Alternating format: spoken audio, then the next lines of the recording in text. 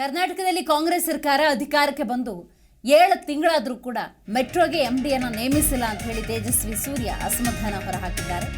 ನಮ್ಮ ಮೆಟ್ರೋಗೆ ಪೂರ್ಣಾವಧಿ ಎಂಡಿ ಇಲ್ಲ ಅಂತ ಹೇಳಿ ತೇಜಸ್ವಿ ಸೂರ್ಯ ಹೇಳಿದ್ದಾರೆ. ಕೇಂದ್ರ ಹರ್ದೀಪ್ ಸಿಂಗ್ ಪುರಿ ಭೇಟಿ ಮಾಡಿ ಮಧ್ಯಸ್ಥಿಕೆ ವಹಿಸುವುದಕ್ಕೆ ಮನವಿ ಮಾಡಿಕೊಂಡಿದ್ದಾರೆ. ಬೆಂಗಳೂರು ಬೆಳೆಯುವ ವೇಗಕ್ಕೆ ಮೆಟ್ರೋ ಜಾಲ ವಿಸ್ತರಣೆಯಾಗಿಲ್ಲ. ಡೆಡ್ಲೈನ್ ಮುಗಿದ್ರೂ ಮೆಟ್ರೋ ಕಾಮಗಾರಿ ಪೂರ್ಣಗೊಳ್ತಿಲ್ಲ.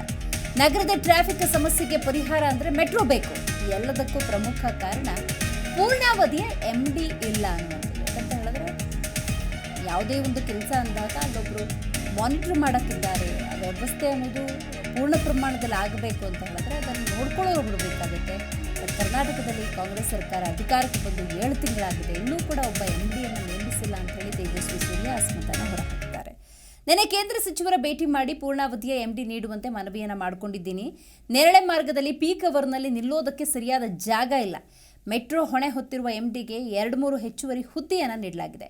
1 ವರ್ಷದಿಂದ ಸರಿಯಾದ ನಾಯಕನಿಲ್ಲದೆ ನಮ್ಮ ಮೆಟ್ರೋ ಅನಾಥವಾಗಿದೆ ಅಂತ ಹೇಳಿದ್ದಾರೆ. BMRCLಗೆ ತನ್ನದೇ ಆದ ಒಂದು ಸರಿಯಾದ ಕಟ್ಟಡ ಕೂಡ ಇಲ್ಲ. BMRCLನಲ್ಲಿ ಒಬ್ಬ ಎಂಡಿ ನಿವೃತ್ತಿಯಾದ ನಂತರ ಮತ್ತೊಂದು ಎಂಡಿ ನೇಮಕಕ್ಕೂ ಪ್ಲಾನ್ ಮಾಡಿಕೊಳ್ಳಲಾಗಿಲ್ಲ.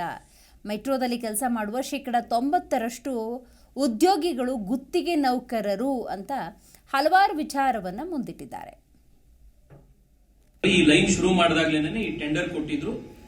ಈ L1 ಅನ್ನೋದ್ರಲ್ಲಿ ಇವ್ರಿಗೆ ಕೊಡಬೇಕು ಅನ್ನೋ ಕಾರಣಕ್ಕೆ ಅವಾಗ ಕೊಟ್ಟಿದ್ರು.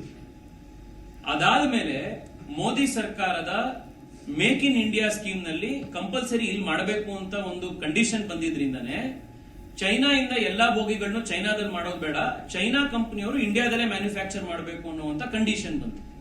ಆ ಕಂಡೀಷನ್ ಬಂದಿದ್ರಿಂದ ಚೈನಾ ಕಂಪನಿಯವರು CRRC ಅನ್ನುವಂತ ಕಂಪನಿ ಇಂಡಿಯಾದಲ್ಲಿ ಇನ್ಯಾವುದಾದ್ರು ಒಂದು ಕಂಪನಿಯನ್ನ ಮ್ಯಾನುಫ್ಯಾಕ್ಚರ್ ಮಾಡೋದಕ್ಕೆ ಪಾರ್ಟ್ನರ್ಶಿಪ್ ಅಲ್ಲಿ ಹುಡ್ಕೊಂಡು ಟೀಟಾಗರ್ ಕಂಪನಿಯನ್ನ ರೆಡಿ ಮಾಡ್ಕೊಂಡು ಅವ್ರ ಜೊತೆ ಮ್ಯಾನುಫ್ಯಾಕ್ಚರಿಂಗ್ ಮಾಡ್ತಾ ಇರುವಂತದ್ದು.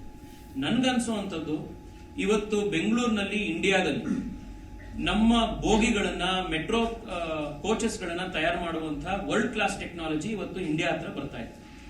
ಇನ್ನು ಬರುವಂತಹ ದಿನಗಳಲ್ಲಿ ನಾವ್ ಇನ್ಯಾವುದೋ ದೇಶದ ಮೇಲೆ ಡಿಪೆಂಡ್ ಆಗಿ ಆ ದೇಶದ ಇಂಜಿನಿಯರ್ಗಳನ್ನ ಇಲ್ಲಿ ಬರೋ ರೀತಿ ನಾವು ಕಾಯ್ಕೊಂಡು ಅದಕ್ಕೋಸ್ಕರ 2 ವರ್ಷ 3 ವರ್ಷ ಪ್ರಾಜೆಕ್ಟ್ ಗಳನ್ನ ಡಿಲೇ ಮಾಡ್ಕೊಂಡಿರುವಂತ ಅನಿವಾರ್ಯತೆ ನಮಗಿಲ್ಲ.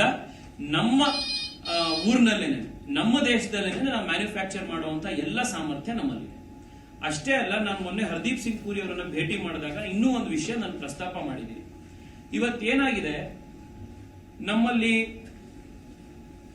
ಮೆಟ್ರೋ ಕೋಚಸ್ಗಳು ಯೂನಿಫಾರ್ಮಿಟಿ ಇಲ್ಲ ಅದರಲ್ಲಿ. ಅಂದ್ರೆ ಉದಾಹರಣೆಗೆ ನಾಗ್ಪುರ್ ಅಲ್ಲಿರುವಂತಹ ಮೆಟ್ರೋ ಅಥವಾ ಅಹಮದಾಬಾದ್ ಅಲ್ಲಿರುವಂತಹ ಮೆಟ್ರೋ ಅಥವಾ ಮುಂಬೈಯೋ ಬೆಂಗಳೂರಲ್ಲಿರುವಂತಹ ಮೆಟ್ರೋ ನೀವು ಇಂಟರ್ಚೇಂಜ್ ಮಾಡಿ ಓಡಿಸ್ಲಿಕ್ಕೆ ಸಾಧ್ಯ ಆಗೋದಿಲ್ಲ. ಪ್ರತಿ ಒಂದೊಂದು ಊರಲ್ಲಿರುವಂತಹ ಮೆಟ್ರೋ ಕೂಡ ಅದೇ ಆದಂತ ಒಂದು ಸ್ಪೆಸಿಫಿಕೇಶನ್ ಅಲ್ಲಿ ಇದಾವೆ. ತಂದೆ ಆದಂತ ಒಂದು ಸ್ಪೆಸಿಫಿಕೇಶನ್ ಇದೆ, ತಂದೆ ಆದಂತ ಸೈಜು ಇನ್ನೊಂದು ಎಲ್ಲ ಇದೆ. ಇದರಿಂದ ಏನಾಗ್ತಾ ಇದೆ ಅಂತಂದ್ರೆ ಮ್ಯಾನುಫ್ಯಾಕ್ಚರ್ ಮಾಡಬೇಕು ಬೆಂಗಳೂರಿನಲ್ಲೇ ದೇಶದಲ್ಲೇ ಅಂತಿರುವಂತಹ ಕಂಪನಿಗಳಿಗೆ ಸ್ಟ್ಯಾಂಡರ್ಡೈಸೇಷನ್ ಇಲ್ದಲೇ ಇರೋದ್ರಿಂದ ದೊಡ್ಡ ಮಾರ್ಕೆಟ್ ಅವೈಲಬಿಲಿಟಿ ಇಲ್ಲ. ಸೊ ಇವತ್ತು ನಾನೇನ್ ಪ್ರಸ್ತಾಪ ಮಾಡಿದ್ದೀನಿ ಅಂತಂದ್ರೆ ಕೇಂದ್ರ ಸರ್ಕಾರದಲ್ಲೂ ಕೂಡ ದೇಶದಲ್ಲಿರುವಂತಹ ಎಲ್ಲಾ ಮೆಟ್ರೋ ಕಾಮಗಾರಿಗಳಲ್ಲಿ ಎಲ್ಲಾ ಮೆಟ್ರೋ ಕೂಡ ಒಂದು ಸ್ಟ್ಯಾಂಡರ್ಡೈಸೇಷನ್ ಬರಬೇಕು.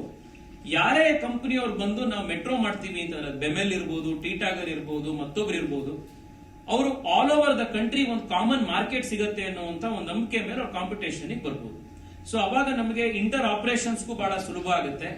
ಮಾರ್ಕೆಟ್ ಕೂಡ ದೊಡ್ಡದಾಗೋದ್ರಿಂದ ನಮಗೆ ಈಗ ಚೈನಾ ಹೇಗೆ ಪ್ರಪಂಚದಲ್ಲೇನೆ ಇಂಜಿನಿಯರಿಂಗ್ ಅಲ್ಲಿ ಮತ್ತೆ ಈ ಎಸ್ಪೆಷಲಿ ರೈಲ್. ಪ್ರತಿಕ್ಷಣದ ಸುದ್ದಿಗಾಗಿ Zee Kannada news app download ಮಾಡಿ.